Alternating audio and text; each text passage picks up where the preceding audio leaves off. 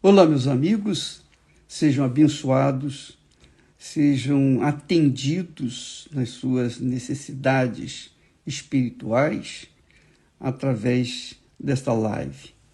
Que o Espírito Santo venha orientá-los muito mais do que nós temos podido fazer. Eu queria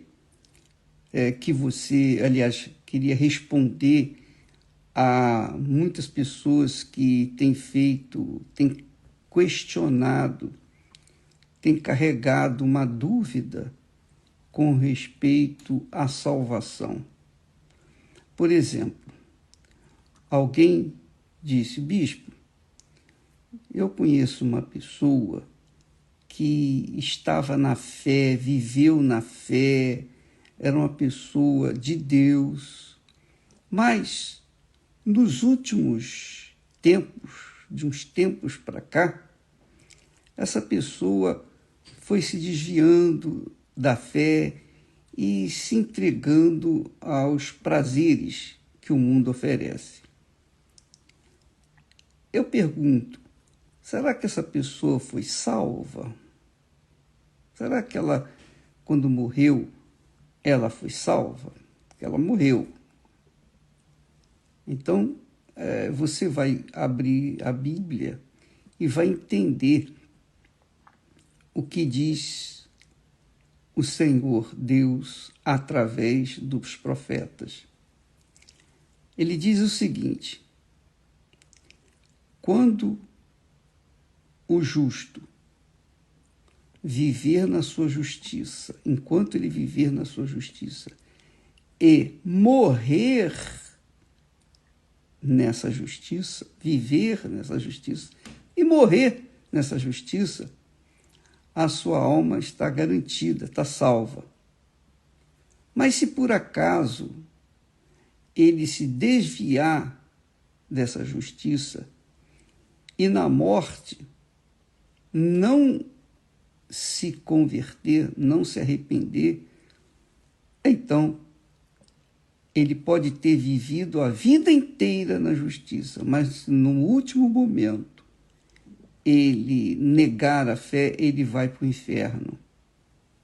É o que diz a palavra de Deus. Da mesma forma, da maneira inversa, a pessoa pode viver no pecado o resto, toda a sua vida. Mas se no último momento, lá nos últimos suspiros, ela se arrepende, ela confessa Jesus como Senhor, ela mesmo na sua mente, mesmo não sabendo orar, mesmo não podendo pronunciar palavras, mas na sua mente, ela diz: Senhor, tem misericórdia de mim. Só isso. Ela é salva. Então eu entendo, isso é uma questão pessoal, não está escrito na Bíblia. Por exemplo, uma pessoa que está em coma durante dias e às vezes até meses.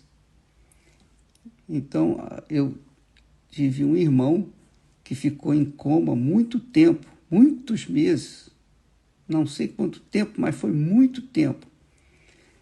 Então, ele em coma, com certeza, e eu creio que Deus dá essa chance, né, para a pessoa antes de morrer. Às vezes ela fica em coma, ela entra em coma. Então, naquele momento, a consciência dela está viva, está atenta. E naquele momento de coma, ela pode, obviamente, se converter ao Senhor Jesus, se arrepender e até confessar os seus pecados, etc.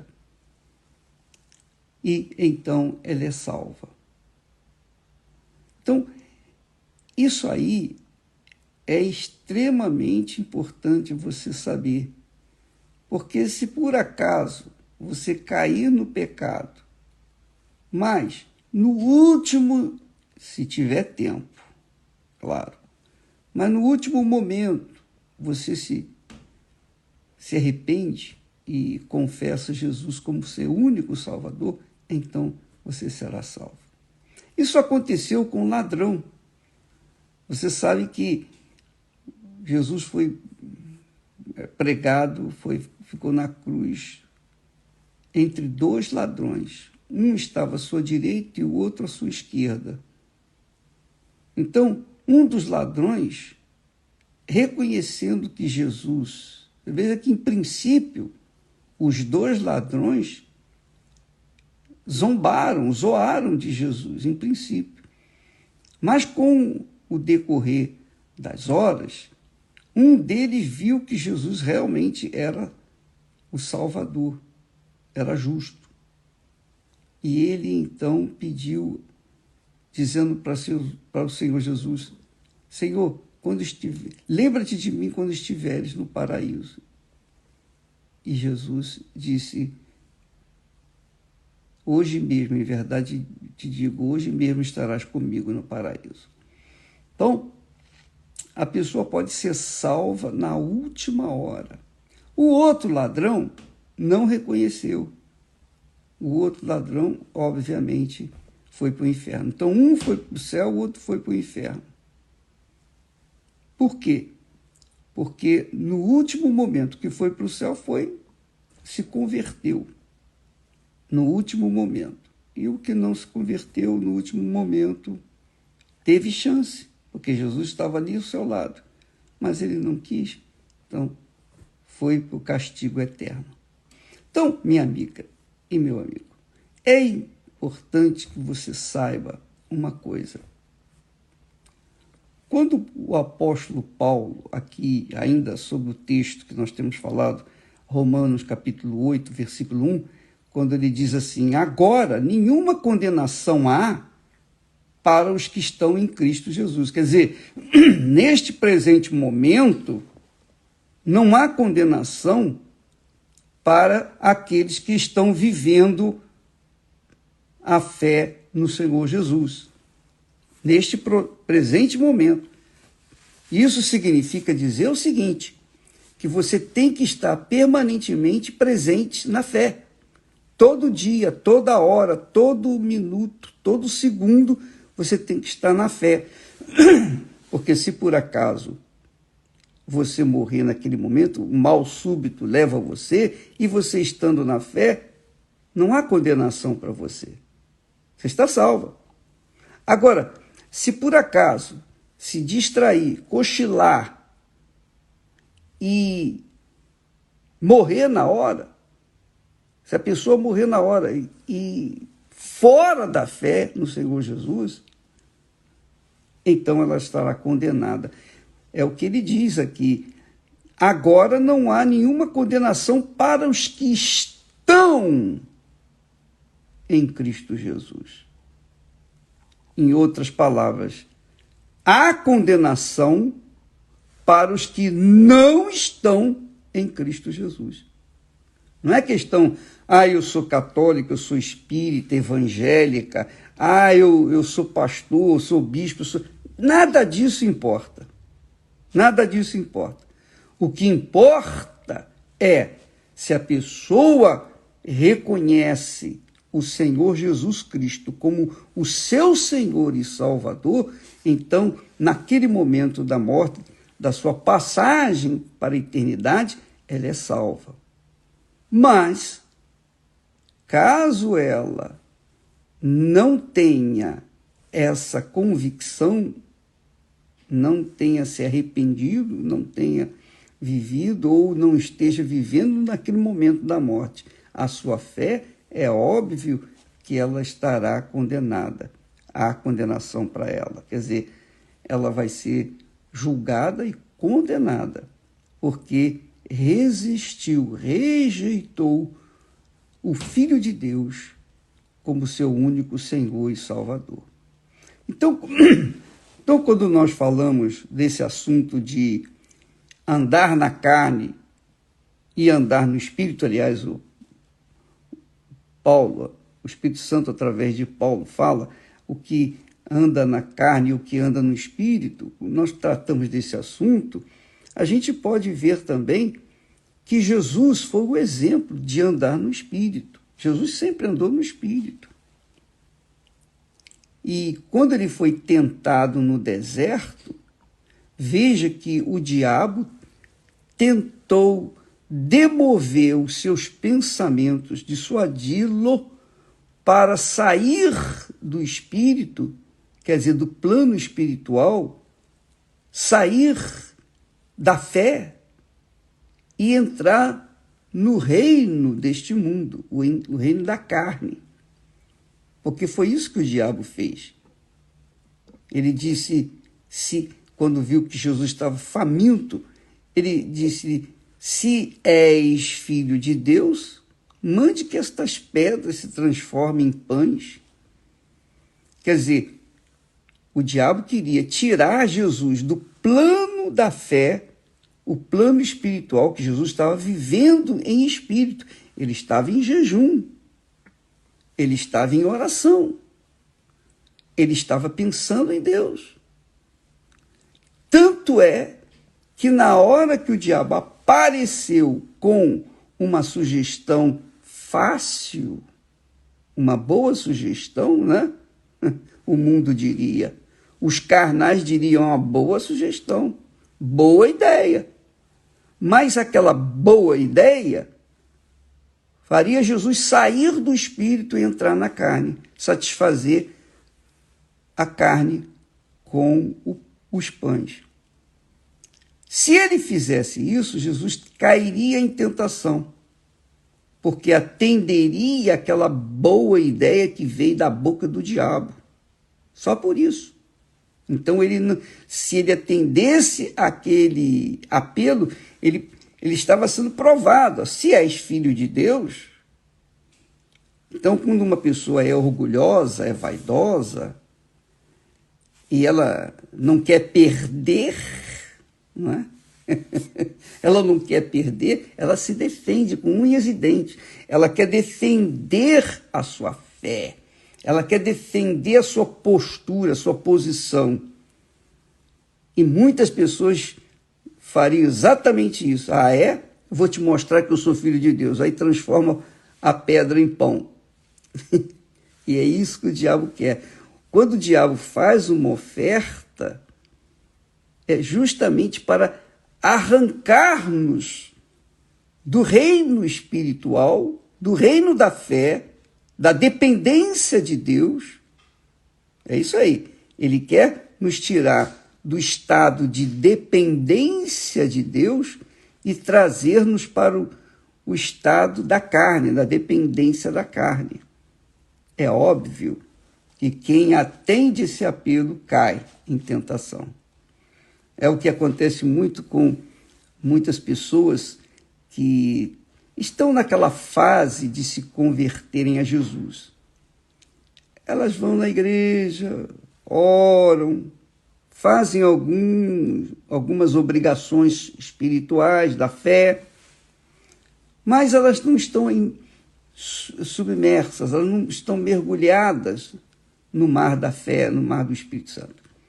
Então, os amigos, inimigos, entre aspas, né? Os amigos inimigos, os amigos da onça, eles chegam para ela, vamos ali, vamos sentar ali numa mesa, beber alguma coisa, comer um salgadinho e tal.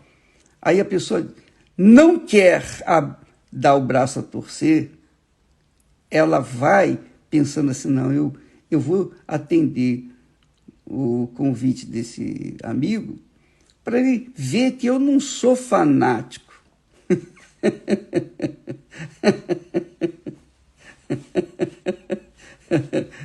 Ela quer provar para outra pessoa que ela não é fanática, que ela é mesmo convertida, mesmo crente em Jesus, ela também senta na mesa dos escarnecedores, ela divide, ela pode dividir entre viver na carne e viver no espírito. Você sabe por que eu falo isso? Porque eu já tive essas experiências, eu já fui tentado a isso também. Mas Por isso você tem que ser firme na sua fé e resistir, fugir desses falsos amigos, fugir da tentação. Não queira provar para os outros uma coisa que você vive, a fé, a sua fé. Você não precisa provar para ninguém. Você crê no Senhor Jesus, vive pela fé, vive no Espírito, acabou. Você tem a sua consciência limpa, você vive com a sua consciência tranquila, pacífica. E é claro, quando a gente tem uma consciência boa, limpa, pura, a gente está vivendo em paz com Deus, a gente está em comunhão com Deus. A gente vive na fé, a gente se torna forte, a gente se torna resistente. E Deus nos dá a direção, sabedoria, para sabermos como nos conduzir. É claro, então, quando a pessoa vive no Espírito, está no Espírito, imediatamente ela detecta esse tipo de desafio. Vamos ali, fulano, peraí, rapaz, eu sei que, poxa, isso não é pecado. O sujeito diz, isso não é pecado. Não é pecado você sentar numa mesa, sentar lá com os amigos, não é pecado. Não é pecado. O pecado é você ficar ouvindo conversa fiada, palavrões e piadinhas, porque cedo ou tarde aqueles amigos vão futucar mais a fundo, porque você sentou na mesa do diabo. Você simplesmente sentou na mesa dos escarnecedores. E a Bíblia fala, ensina, que bem-aventurado é aquele que não anda no conselho, nas ideias dos ímpios, nem se assenta na roda dos escarnecedores. Antes, o seu prazer está na lei do Senhor, quer dizer, o seu prazer está viver nessa comunhão com Deus. Deus fala através da sua palavra e a gente atende, a gente dá vazão, a gente dá, como se diz, sustenta aquilo na nossa mente. Isso é viver no Espírito. E quando você está em Espírito, é óbvio que você nunca vai cair na tentação de querer transformar os pães, as pedras em pães, porque você não precisa provar isso para ninguém. Jesus não precisava provar aquilo para o diabo. Vou provar para você que eu sou filho de Deus. Não precisa.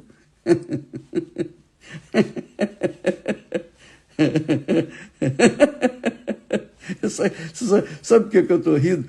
Porque a gente já viu esse filme muitas vezes, acontecendo na vida de muitas pessoas, que a minha família era muito grande, nós éramos 7 irmãos. Então, a gente, na convivência, viu muitas coisas. Mas você tem que ser forte, ter caráter, dignidade para fugir do pecado, fugir do plano da carne, fugir do território de Satanás, porque a carne, quem anda segundo a carne, anda no território da carne, no território de Satanás, e está sujeito a cair em tentação fácil, mole, porque a pessoa está no terreno inimigo, no território inimigo. Então, ela tem que estar em espírito, andar com pensamento focado em Deus, estar sempre atenta ao que Deus fala, segundo a sua palavra, para que imediatamente ela saiba como se conduzir diante das situações. Outra coisa é que, eu falei outro dia, sobre a covardia, né? A pessoa não quer ser covarde, ela não quer levar a fama de covarde, então ela entra justamente no desafio que o diabo, na tentação do diabo. Ela vai provar para o diabo, tentar provar para as pessoas, os amigos, que ela não é fanática. Então, ela se sujeita a descer do plano da fé, do plano espiritual, para o plano da carne, para o mundo da carne. E aí ela perde. Então, a gente tem que aprender a ser covarde para o pecado. Covarde para o pecado. A gente tem que ser corajoso para viver pela fé, mas covarde para viver no pecado, covarde para aceitar as tentações do pecado. Nós temos que ser covarde. Fugir do pecado. Como o próprio Deus falou para Satanás, quando Satanás chegou à presença de Deus, Deus falou para Satanás, perguntou a ele, você, de onde vens? Ele falou, eu venho de rodear a terra. O diabo rodeia a terra. Aí Deus falou para ele, observaste meu servo Jó? Olha só, Deus honrando o servo dele Jó.